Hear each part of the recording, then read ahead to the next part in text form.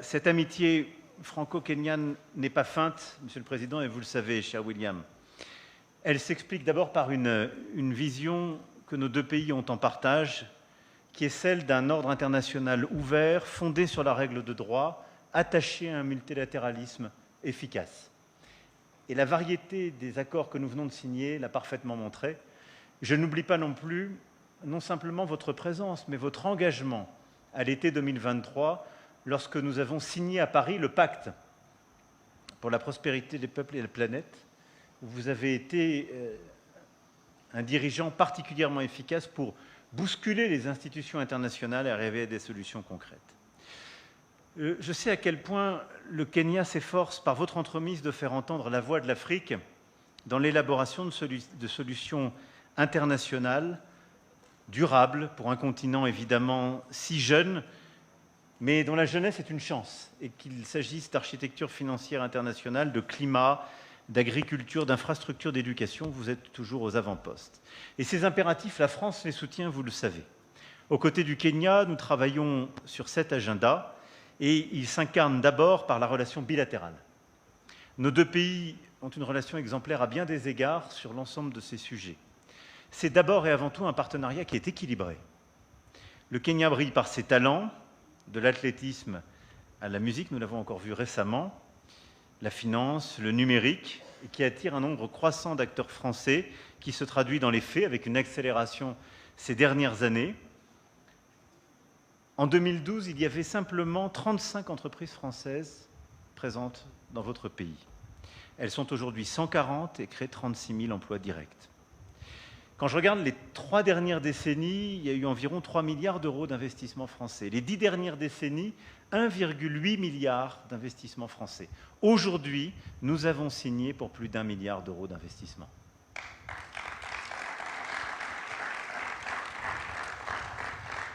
Et donc nous avons bien bâti ensemble une nouvelle relation, une complicité, une connaissance beaucoup plus forte et des engagements qui répondent, et vous en avez rappelé le contenu, la variété, à vos défis. Investir dans le capital humain, c'est la logique qui guide notre investissement à l'université de Nairobi, The University, Mr. President, I got it, dans laquelle nous soutenons la construction d'un nouveau complexe de sciences et d'ingénierie, et nous portons aussi des partenariats avec les meilleurs établissements d'enseignement supérieur français, en particulier Saclay, pour l'ingénierie, l'intelligence artificielle et quelques autres disciplines.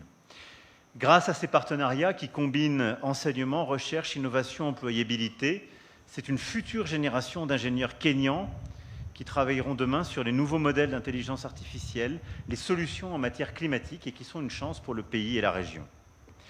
Nos engagements démontrent aussi que la France mobilise son savoir-faire dans des secteurs clés pour la croissance et l'innovation kenyane, les infrastructures énergétiques, numériques ou de transport, qui sont vos priorités.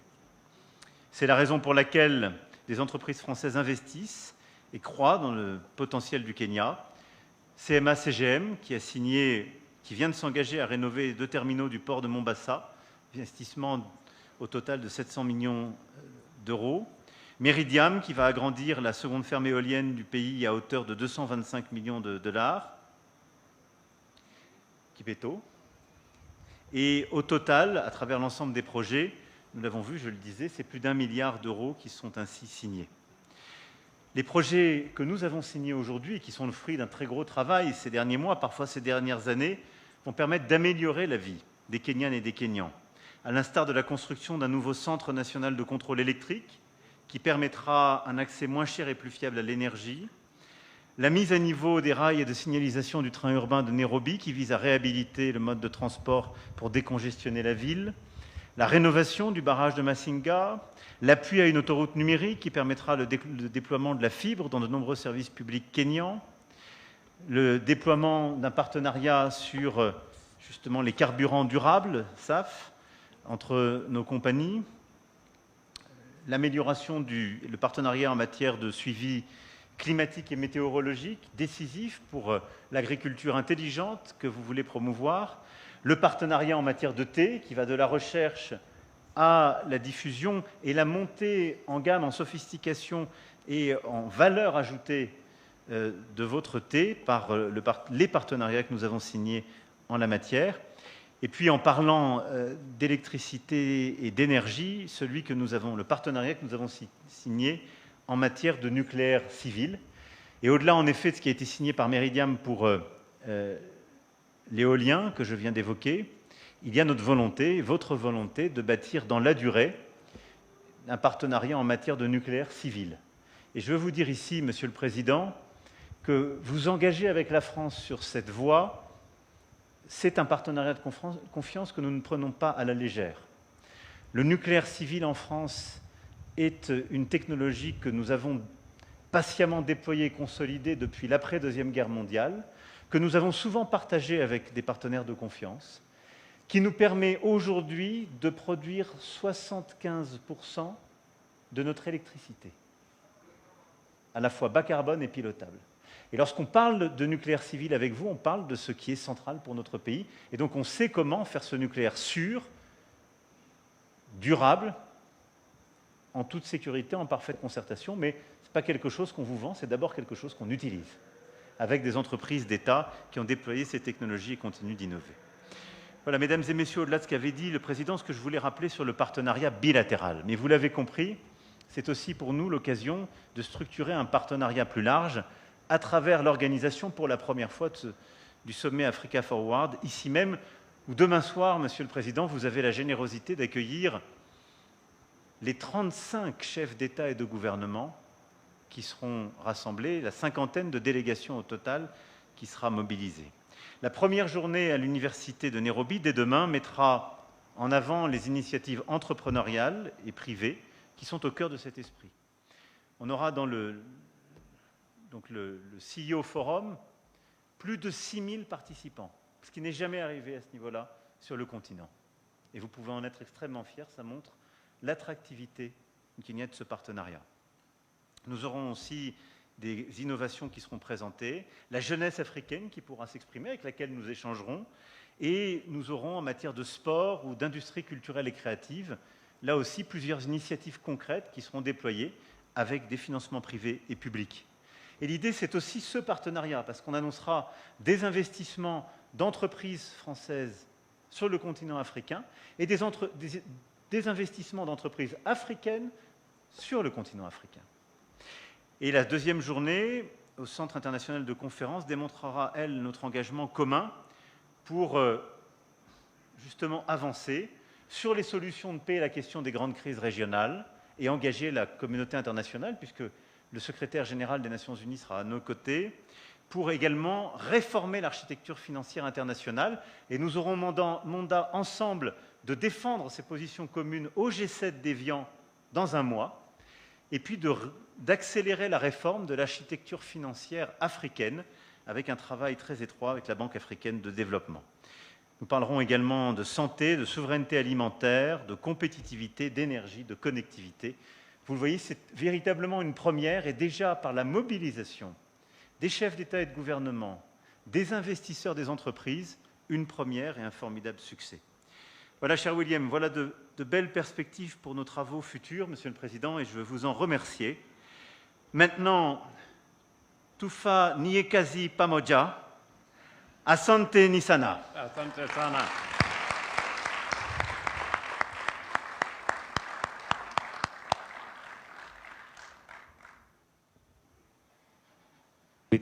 With your permission, Your Excellencies, we'll now take 3 questions from the members of the press. And I'll request that you introduce yourself with your name, the media house you represent, and keep your question as short and crisp as possible. To the questions. Monsieur le Président, ici. Oui, je m'appelle Emmanuel, Post Citizen TV. Just one question. Are you concerned that some of the countries in the Western Africa region are not part of this conversation? You know, those countries in the Sahel region. Just that question. And to my President William Ruto, how is this going to affect our partnership with other bilateral friends? And of course, how does it fit into your plan to transform Kenya into the first world country, because you've mentioned it? Thank you. Do we take all the questions at once, or one and we answer? Your Excellencies, with your permission, we can take the three, then have them answered all at once. So if we can move to the next two questions, please. Bonjour, hello, Cyril Ben-Simon de TV5 Monde. Une question, first question to President Ruto. With President Macron, you have now a long relation. You've just signed several MOU on different issues. But what makes France a different partner from the others? Qu'est-ce qui distingue les Français comme partenaires d'autres partenaires internationaux? Sommet Africa Forward au Kenya, vous confirmez votre volonté d'ouvrir la diplomatie et l'économie française à d'autres horizons, mais n'est-ce pas aussi une manière d'éviter l'Afrique francophone où la politique française a connu ces dernières années quelques difficultés?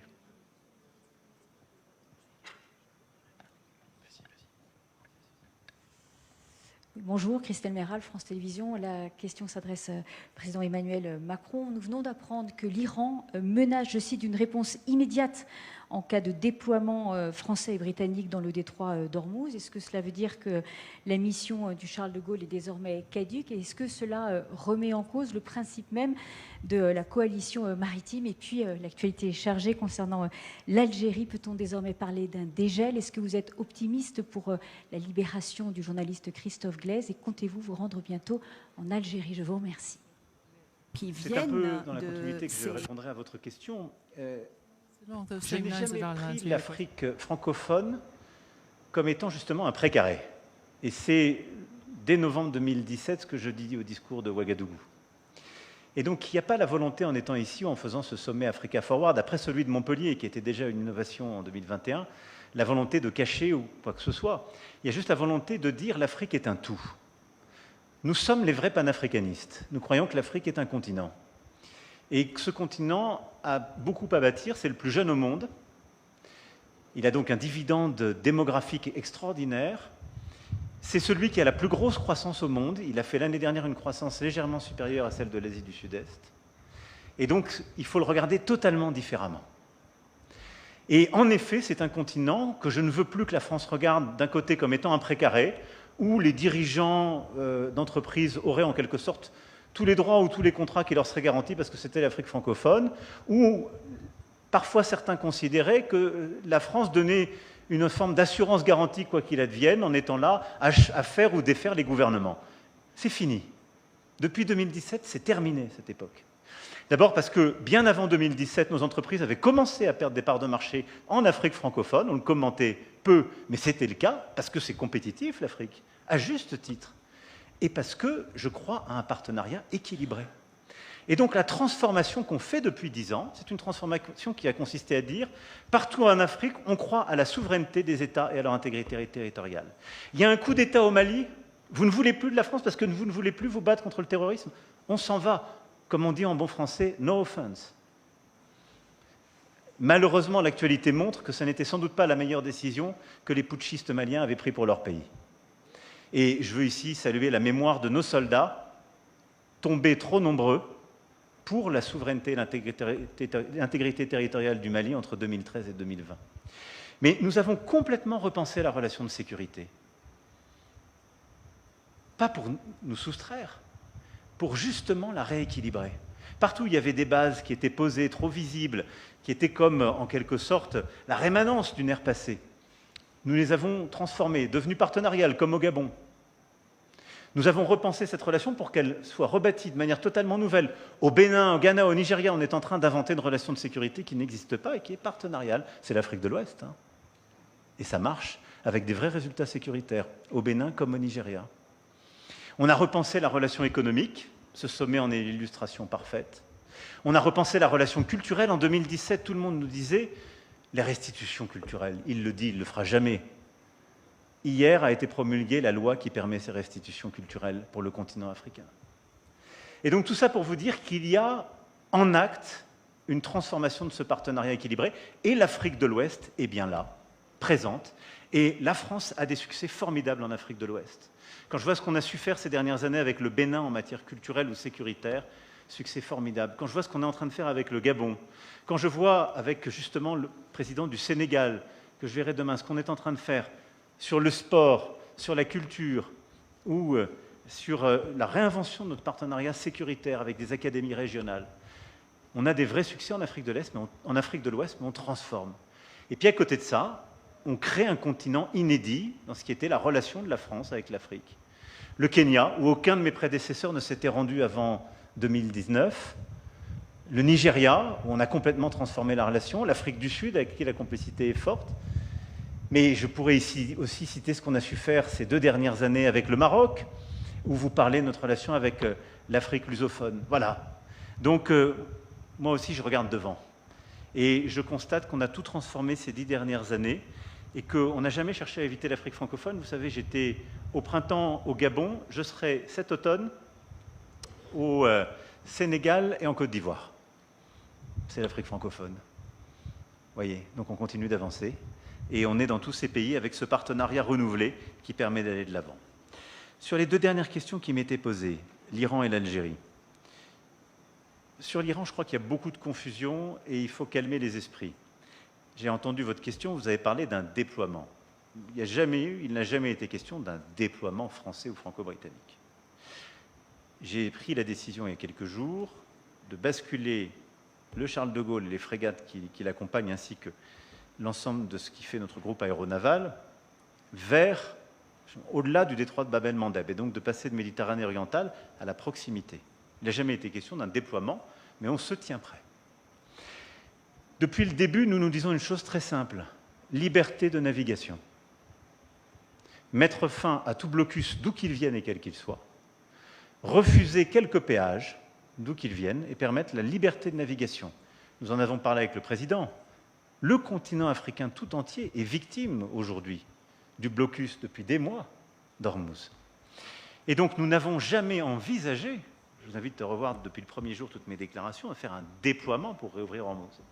Ça n'a jamais été l'option de la France.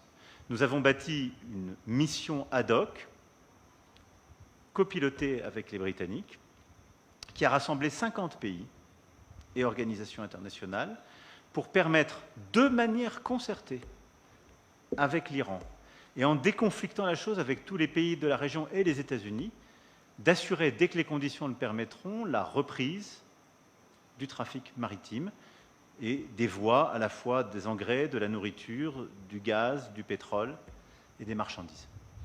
Donc, je ne sais pas qui commande quoi, mais enfin, ce qu'on commande, ce n'est pas ce que la France propose. Donc, nous continuons de nous tenir dans cette position. J'appelle chacun au calme et à la responsabilité. Je pense qu'il y a beaucoup trop d'escalades langagières qui conduisent toujours aux escalades physiques. Et les plus vulnérables de la planète en sont les premières victimes, mais nous sommes aujourd'hui tous les victimes de ce qui est en train de se passer. Et nos compatriotes en France aussi payent chaque jour le prix de cette guerre que nous n'avons pas voulu.